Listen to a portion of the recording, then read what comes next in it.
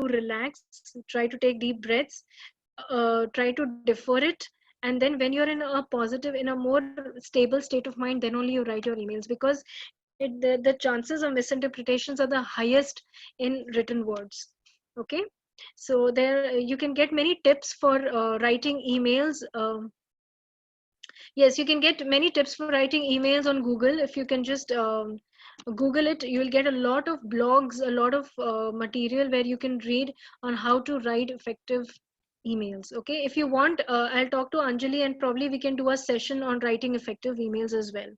But meanwhile, you can definitely Google it up and see what kind of words you need to use, how you can write it so that you can write effective emails. Okay, I'll just go up again because I think I've got a lot of questions.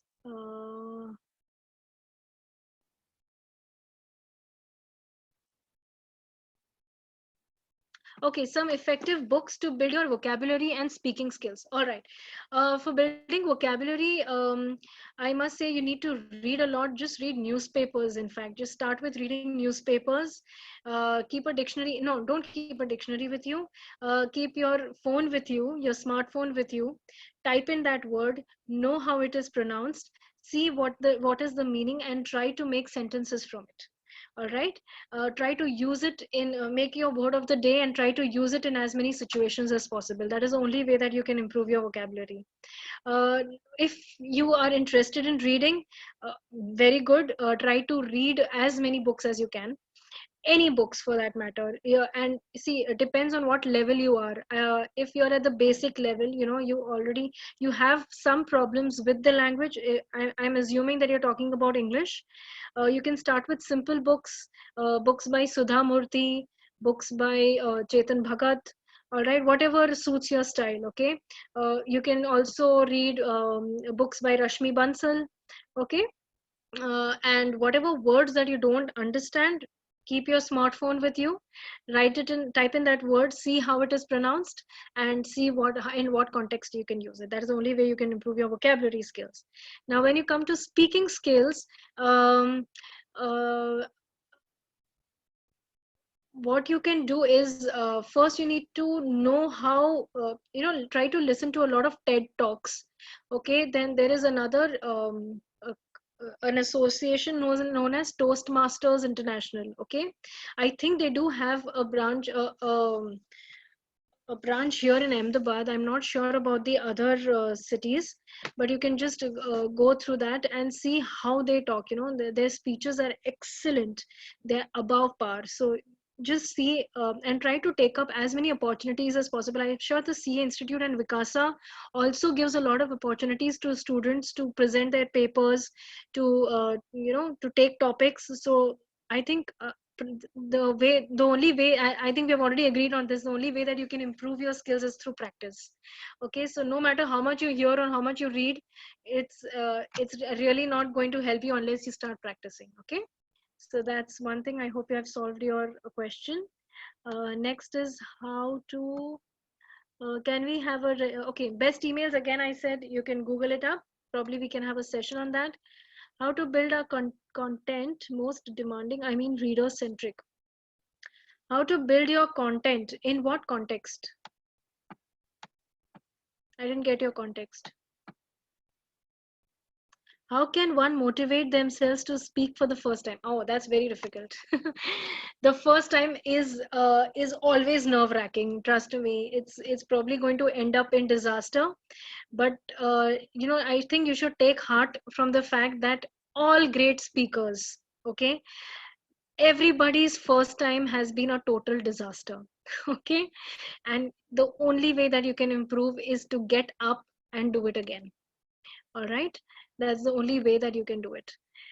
So try to take up as many opportunities as possible to speak. Start with smaller uh, topics and then move on to the bigger ones. Tape yourself, record yourself, or have someone who is close to you sit in the audience and give you an honest feedback about what they think about how you talked. Okay, that would give you I think a good idea about how you need to go from there. All right, that's the only way that you can do it. Abhina, swimming तभी सीख सकते हो जब आप पानी में गिरोगे, है ना? तो बिना पानी में गिरे तो स्विमिंग तो I don't think it's possible. The same thing goes for speaking skills as well.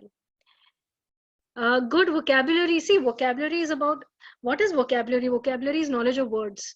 Okay, so vocabulary, the only way that you can build a good vocabulary is to read. And read, as I said, Sudha Murthy, read Chetan Bhagat. If your level is a little higher, then you can read.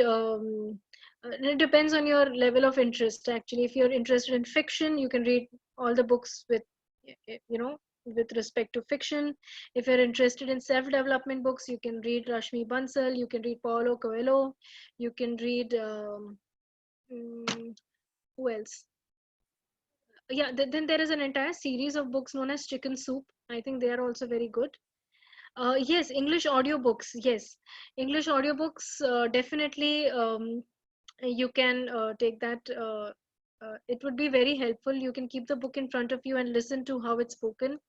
I'm sure that would also help you. Thank you, Anjali, for suggesting that. Yes. All right. Yes. Any more questions?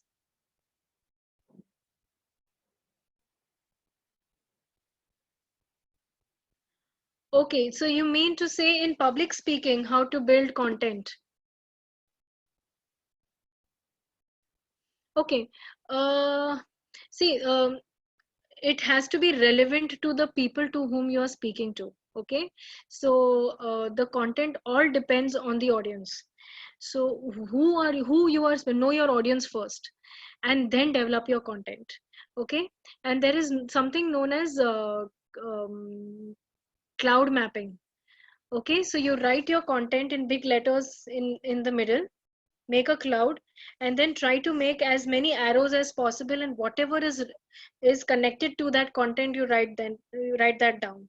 So that will just help your brain try to assimilate all the various things that can be associated with that particular topic, and then you filter it according to the audience to whom you're speaking to. Okay.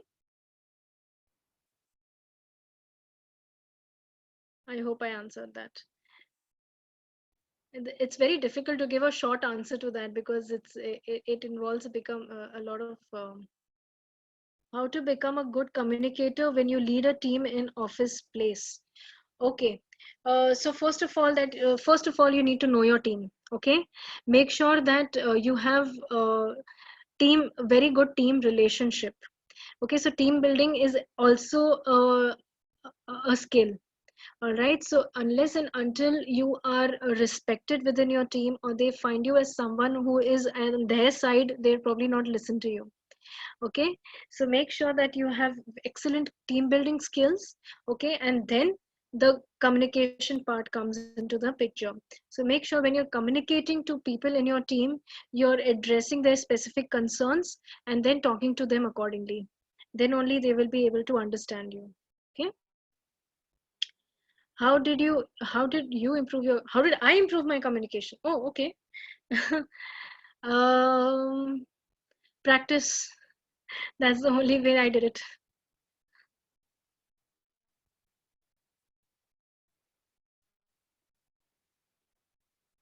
Okay. Yes. Any other questions?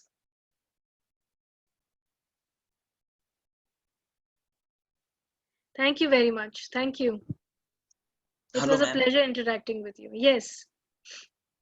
Ma'am, basically this session was very helpful for, this part of the country, Western region, because, people are generally very fluent in speaking English in southern part of India compared to Yes. the western part of India, because we generally tend to talk in our local languages in India, here in this Western region. Absolutely. So Yes. basically, this session was quite helpful, and through crunches that I have taken is language is not everything in communication, but fluency creates a good impression. It's Absolutely. it's not always necessary to have a good speaking skills, but you have to convince the listener and make them understand that what you are telling to them. Yes. More is not always better in communication, and that one part that impressed me a lot when you were talking about EQ topic was if someone is angry, let them speak. That was, one of the best thing that you can apply in your office life, or you can say in your Absolutely. personal life also. Absolutely. Absolutely. So, it is known as a law of pressure cooker. And we trainers generally tell it as the law of pressure cooker. So when this steam is building within you, so when a person is angry, I'll just tell you the science behind it. When a person is angry, the frontal cortex of your brain, which is responsible for taking analytical decision, it shuts down. वो short circuit हो जाता है वहाँ पे. Okay, so Yeah. when you're angry, you're unable to think in an objective manner. So that is reason why when someone is angry with you, or and when he is shouting, his brain is actually unable to take in any kind of rational idea. All right, so you need to let him let his steam go off. तो उसको फटने दो पहले. All right, keep calm, maintain a neutral expression on your face and just nod. Okay, be a little concerned, and this is how you're supposed to nod. Let him just put out his steam. Once that stage is over, because you cannot be angry forever. Okay, if he's shouting, dhire, he'll come back to his natural state. That's when again it will restart. The brain restarts. So when you present your ideas, then it is the chances of receiving it is more. So that's what we call as the law of pressure cooker. So I would like to propose a word of thanks. So I would thank Priyanka Sharma for giving us such a great knowledge about communication skills. I would also thank you, ma'am, on behalf of Vikasa Committee of Ahmedabad, Gandhidham, Bhuj, Bhavnagar, Anand, and Jamnagar for sparing your valuable time and guiding the student. As a student, I am thankful to all the Vikasa Committee who have jointly organized this webinar during this lockdown period. And I am also thankful to all the students who have participated in webinar, and I hope that they would participate in other webinars with same enthusiasm. Thank you, ma'am. Thank you so much. Thank you.